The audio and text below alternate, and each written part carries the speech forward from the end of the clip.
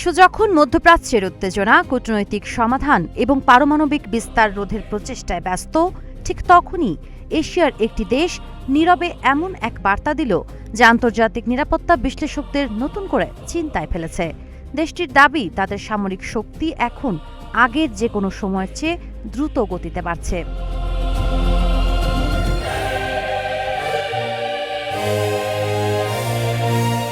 উত্তর কোরিয়ার নেতা কিম জং উন নতুন অস্ত্রমানের ওয়েপন গ্রেড পারমাণবিক উপাদান উৎপাদনকারী একটি স্থাপনা পরিদর্শন করে ঘোষণা দিয়েছেন, দেশটির পারমাণবিক শক্তি জ্যামিতিক হারে বৃদ্ধি করা হবে।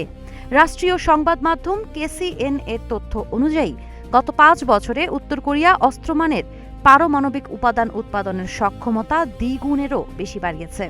বিশ্লেষকরা বলছেন, এটি কেবল একটি নতুন স্থাপনার উদ্বোধন নয়, বরং উত্তর কোরিয়ার পারমাণবিক কর্মসূচি এখন গবেষণা পর্যায় থেকে গণ উৎপাদন ও অস্ত্রায়নের দিকে অগ্রসর হওয়ার ইঙ্গিত। প্রকাশিত ছবিতে কিম জং উনকে সারি সারি সেন্ট্রিফিউজের মাঝখানে হাঁটতে দেখা গেছে, যা উন্নত সমৃদ্ধকরণ প্রযুক্তির ব্যবহার নির্দেশ করে।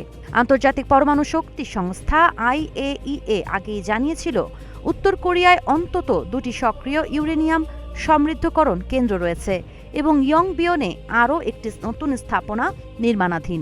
তবে কিম যে কেন্দ্রটি পরিদর্শন করেছেন সেটি ওই স্থাপনায় কিনা তা এখনও নিশ্চিত নয়। মার্কিন কংগ্রেসের গবেষণা প্রতিবেদনের তথ্য অনুযায়ী উত্তর কোরিয়ার কাছে প্রায় 90টি পারমাণবিক ওয়ারহেড তৈরির মতো উপাদান থাকতে পারে, যার মধ্যে প্রায় 50টি ইতোমধ্যে প্রস্তুত বলে ধারণা করা হয়।